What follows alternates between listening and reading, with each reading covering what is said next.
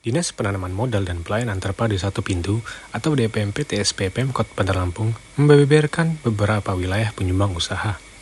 Dalam hal ini, Kecamatan Sukarame menjadi wilayah di Bandar Lampung yang paling banyak menyumbangkan usaha-usahanya. Kepala DPMP TSP Pemkot Bandar Lampung Muhtadi mengatakan, banyaknya pelaku usaha dari Kecamatan Sukarame itu dibuktikan melalui aplikasi perizinan online yakni OSS.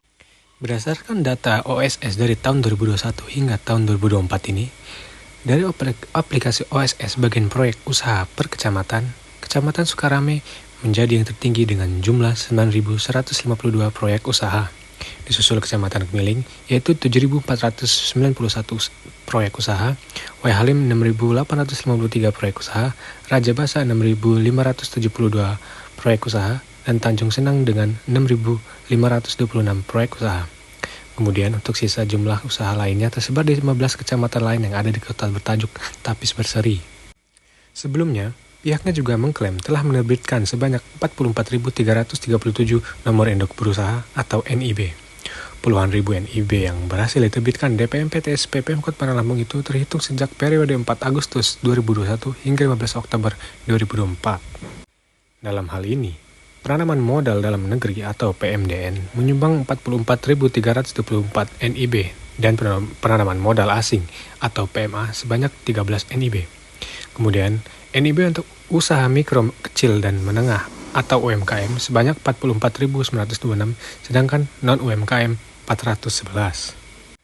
Selain itu, dari total NIB itu setidaknya terdapat 99.235 sebaran jenis proyek atau kegiatan usaha yang berbasis risiko. Menurut Muhtadi, satu NIB yang terbit diketahui bisa untuk 2, 3, bahkan 4 jumlah proyek kegiatan usaha. Terbanyak jenis kegiatan usaha ada di Sukarame, sebanyak 9.152 jenis kegiatan usaha. Urutan kedua Kecamatan Kemiling sebanyak 7.491 jenis kegiatan usaha. Kemudian Waihalim, Kecamatan Waihalim sebanyak 6.853 kegiatan usaha. Kemudian Tanjung Senang sebanyak 6.572 jenis kegiatan usaha. Kemudian di urutan kelima ini Kecamatan Raja Basa sebesar 6.526